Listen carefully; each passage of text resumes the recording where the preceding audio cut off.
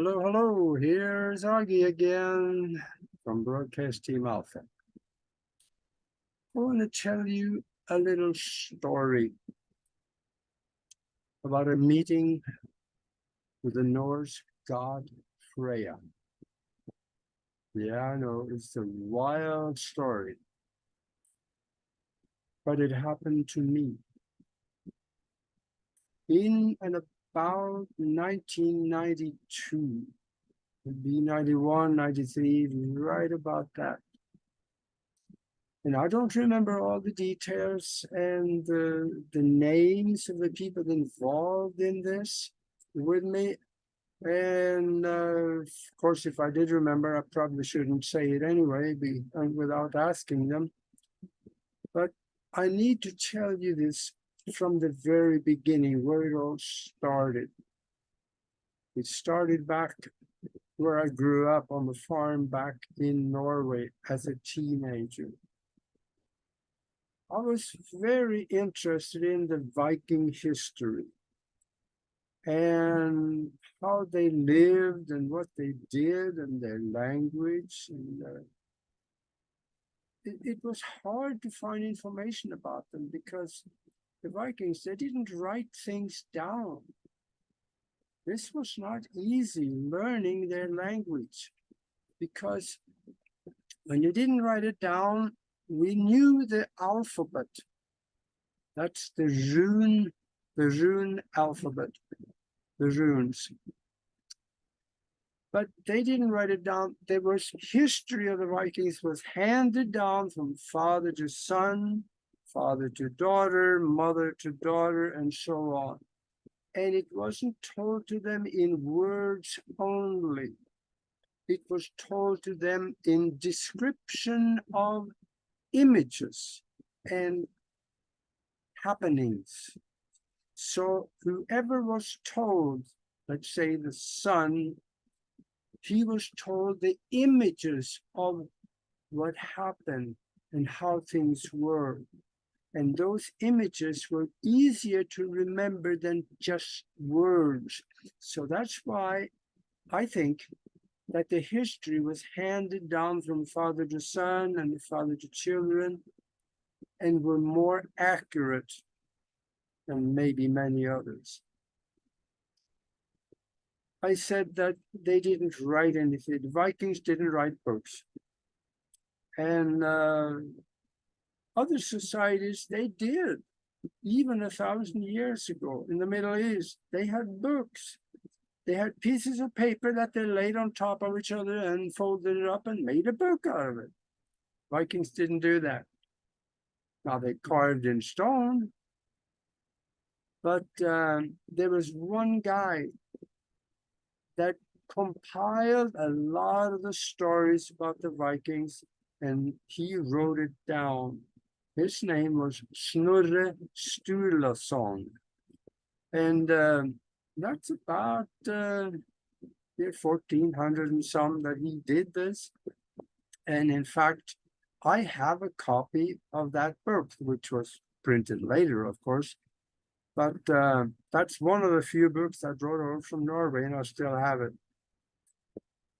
The rune alphabet and making words out of it, it was difficult to translate because we could see the runes and we knew what letter or what it represented, but we did not know how they pronounced it. So when we translated it from the rune language into, let's say, Norwegian or English, we had to use the pronunciation of our lettering. So it could be a little different. And that's why it was a little hard to do this. But I did my best, and I tried to learn the language, actually. And I think I got as far as if I was meeting a Viking face to face, I would be able to communicate with them. which is evidently what happened. Now, from there, let me fast forward to about 1992 in Omaha, Nebraska. I had been in the United States for about 20 years. And I was still flying. I was flying air ambulance and other things. But I was also interested in all this new age stuff that came out about that time, and it became very popular. A lot of people talked about it, and it was pretty esoteric and far out there, but I enjoyed reading about it. And I ran into a shaman in Omaha. She also said that she was a high priestess of an order, which I don't remember what was. They had weekly meetings, and they were studying the Vikings and the Norse mythology and the Norse history. And they got very much into the Norse gods. They invited me to come and visit one time because, you know, they knew I was from Norway, and maybe I could have something to say. And I went to the first meeting, and there was kind of like they were talking about different things regarding to the Vikings, and I kind of thought it was boring because I knew a lot of that stuff. But then I was invited again to the second meeting, and I wasn't really thinking about going. I remember I was thinking, yeah, sure, maybe, but I'll probably be busy. And then they told me that we are going to summons one of the gods. Right? Summons a god? Hey, now you're talking my language. So I went. And what happened there, I was right out of a book of science fiction. But yet it did happen. Let me try to explain how and maybe why it happened. When I got there were probably about 8 to 10 people there, and that was the whole crowd. They had, most of them had Viking swords, and some of them had Viking clothing, and I remember one of them had a Viking helmet, but it wasn't a Viking helmet because it had horns on it, and the Vikings never had horns on their helmets. And it was interesting. So I just got into it, and I was participating, and they talked about a ritual they were going to do. And I had already told them that I learned some of the Viking language. So either I volunteered or I was asked to translate. I'm not sure how that happened, but it did happen. The stage was set. We was in somebody's living room, and there were candles everywhere, probably 10, 15 candles in there. The windows were open, and we could feel a little breeze. Well, I don't know about the feeling part, but we could see the curtains just waving a little bit. Because I remember that, because that becomes important later on. And when they set the stage to start the ritual, they were sitting around the walls, and I was standing in the middle of the room. The high priestess was standing right behind me. And I had one guy on the right and one guy on the left. They had both a sword.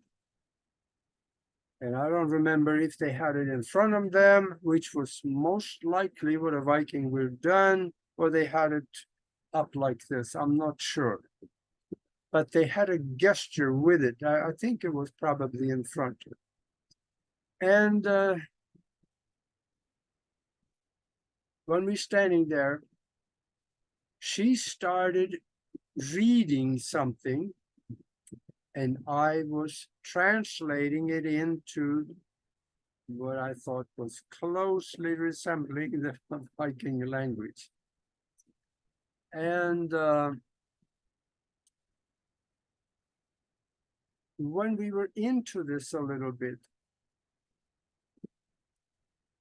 we could feel a sudden blast of air coming through the room. The curtains were flying up, and all the candles went out.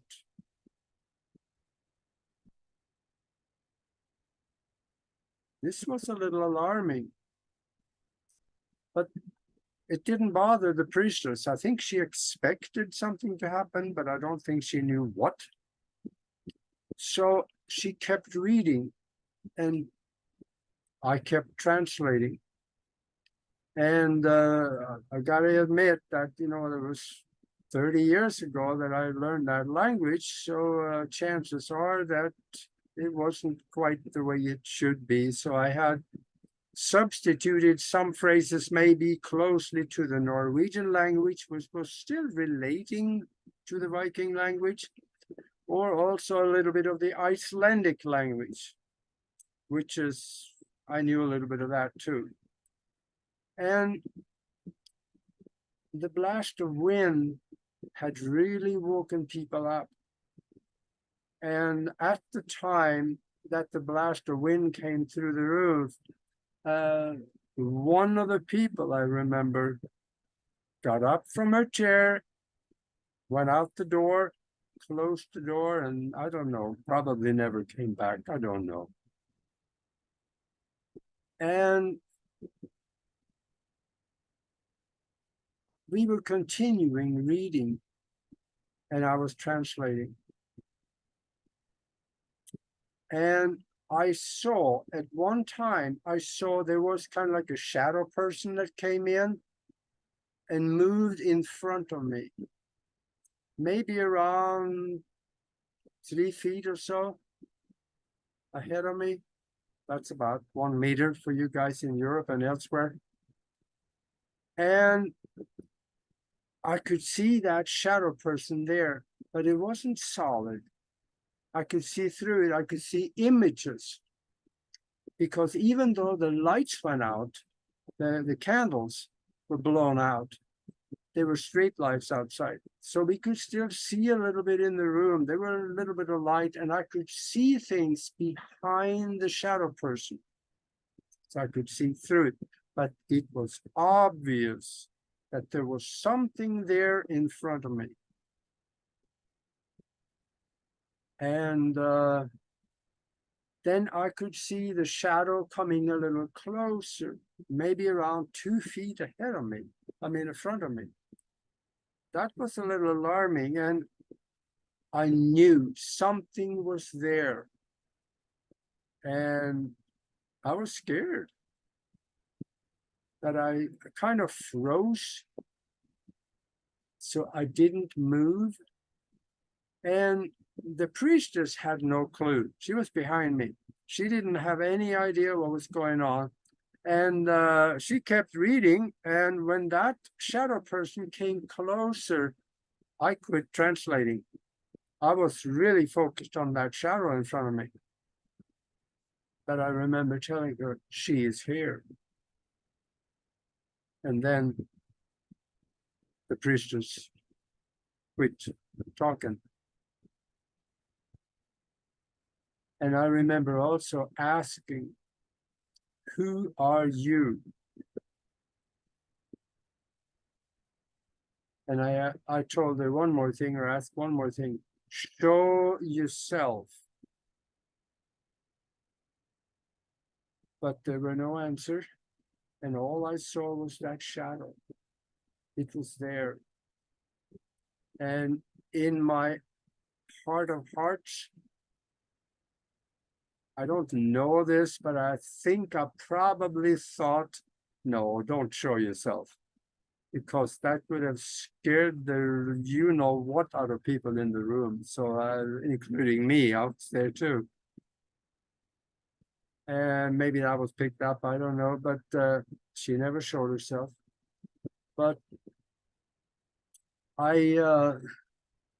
was just standing there, and I could feel at one point, I could feel fingers, feel somebody touching my face, and fingers sliding down my face on both sides at the same time.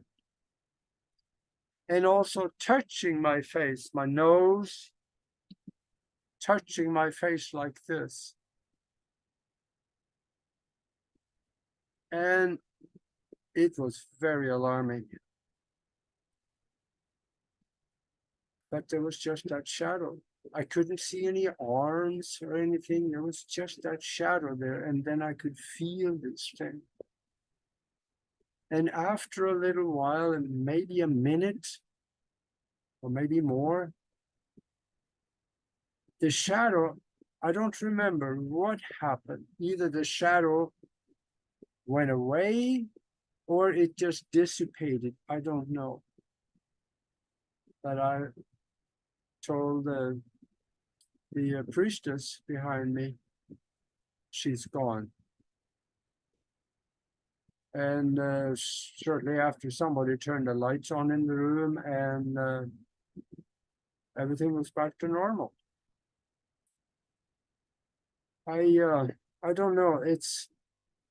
It was so alarming, and I asked the people in the room, "Did you see that shadow?" None of them said anything except one of the guys on my side. He said, "Yes, I saw that shadow. She was a little shorter than you," he said.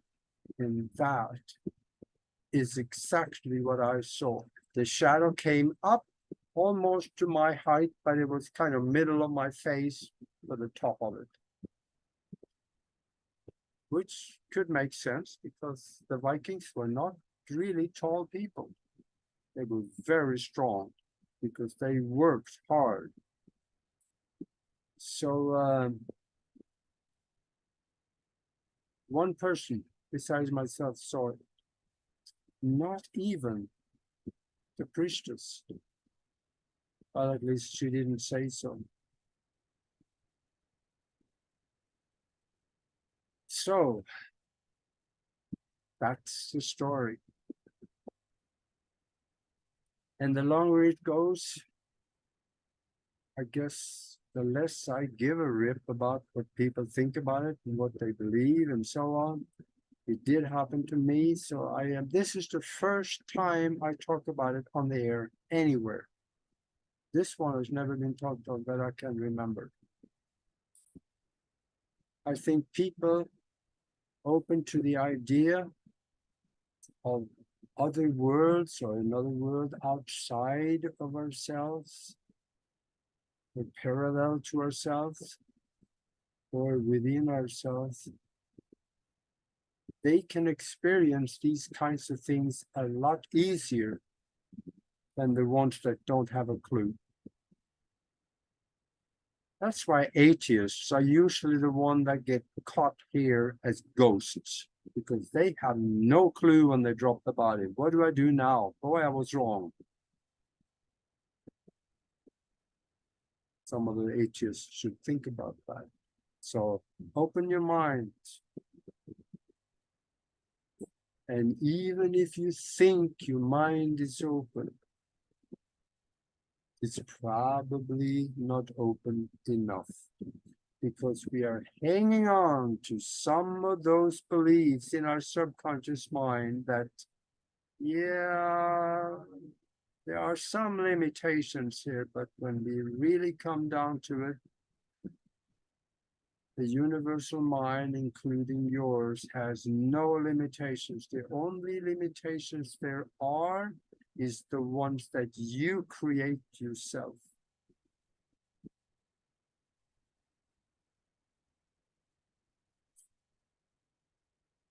That's it. So keep watching Broadcast Team Alpha. There's other stories coming. There's a few more that I haven't talked about. There will be time for that sometime.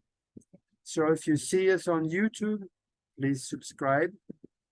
And anywhere else, click the like button. And then we will see you in the next video.